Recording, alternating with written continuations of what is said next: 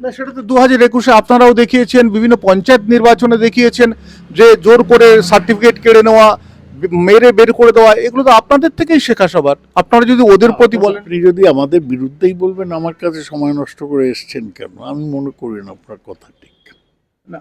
নমস্কার, ইন্ডি নিউজ 24 থেকে রয়েছে আমি শঙ্কু সাঁতরা এই মুহূর্তে। দেখুন, 4 মে তার আগে পর্যন্ত তৃণমূল কংগ্রেস এ রাজ্য থেকে চলে যাবে এরকম কোনো সম্ভাবনা ছিল না। অনেকের ধারণা ছিল যে ভোট কিছুটা হলেও কমবে, কিন্তু তৃণমূল কংগ্রেস চলে যাবে একেবারে সেই ধারণা ছিল না। বলছি, আপনার কি এরকম ধারণা ছিল আপনাদের রাজনৈতিক মহলে? আমার ধারণা ছিল না। আমি কাউন্টিংয়ের দিন সকালেও এটা ভাবতে পারিনি। আমি ভেবেছিলাম যে মমতা ব্যানার্জি আবার রিডিউস মেজরিটি নিয়ে ক্ষমতায় আসবে। তার মানে আমরা মানুষের মনটা পড়তে পারিনি। ভোট তার ফলে আমাদের আশ্চর্য করে দিয়েছে।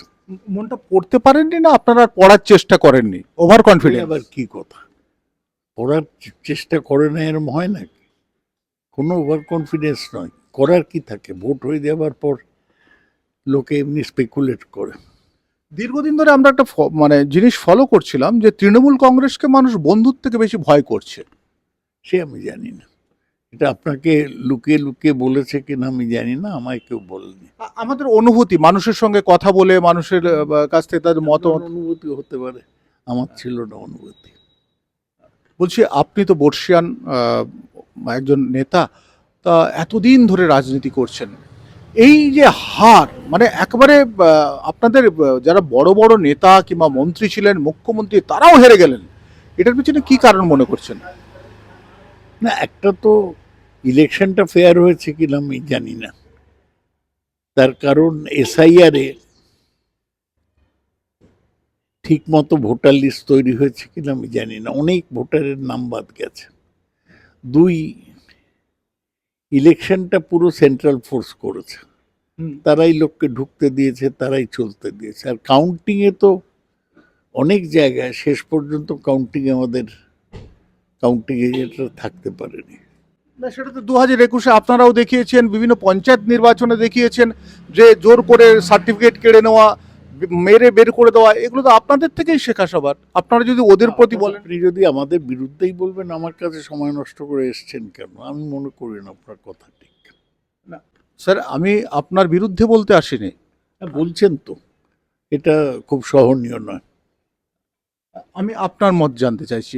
অনেকে আপনার দলের থেকে এখন অভিষেক বন্দ্যোপাধ্যায়ের দিকে অনেকে বিষোদ্গার করছেন। বলতেই পারে, যে কোনো রাজনৈতিক দলের অভিজ্ঞতা হচ্ছে যে খারাপ সময়ে অনেকে পার্টি ছেড়ে চলে যান, অনেকে পার্টি সমালোচনা করেন, এটা ঠিক নয়। অভিষেক ব্যানার্জির বিরুদ্ধে তো আগে কেউ বলেনি, এখন বলছে, দেখা যাক কি হয়।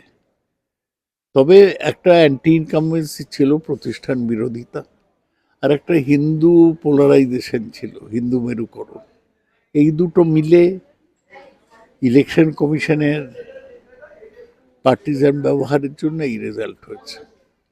এই যে হিন্দু কমিউনিটির ব্যাপারটা, পোলারাইজেশন যেটা বললেন, মমতা বন্দ্যোপাধ্যায় দুই একবার কিন্তু সভা থেকে বলেছেন, আমরা যদি ওই কমিউনিটিকে যদি কিছু বলে দিই, কিংবা ওই কমিউনিটি মানে মুসলিম কমিউনিটিকে ইন্ডিকেট করেছে, এইটা কি মানে ভোটের পক্ষে অনেকটা নেগেটিভ?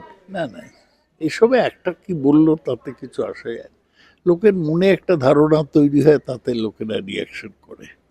একবার কি বললো এটা কোনো ব্যাপার না। এবার হারের মূল কারণটা কি আমি বুঝছেন? তো বললাম আপনাকে যে নির্বাচন কমিশনের পক্ষপাত, দুষ্ট আচরণ, আর তার সাথে প্রতিষ্ঠান বিরোধিতা ছিল এবং হিন্দু মেরুকরণ ছিল।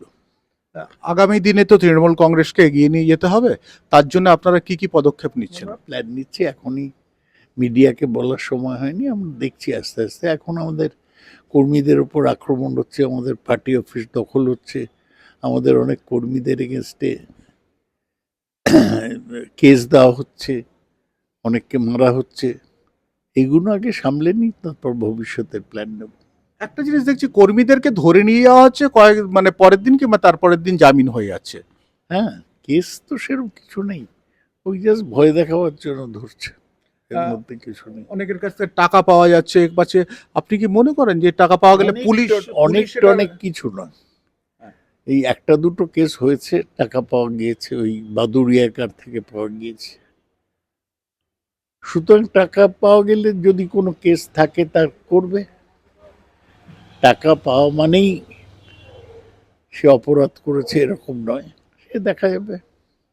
যাদের বিরুদ্ধে বাহুবলী এসব অভিযোগ ছিল এক সময়, তাদেরকে কাউকে কাউকে পুলিশ ধরছে। এইবার তারা যে বেরিয়ে আসছে, তারা তৃণমূল কংগ্রেসে থাকলে আপনারা কি দলীয়ভাবে তাদের কোনো শৃঙ্খলা কমিটি? এখনই আপনাকে বলতে পারবো না, সে পার কেস সিদ্ধান্ত নেব পার্টি থেকে।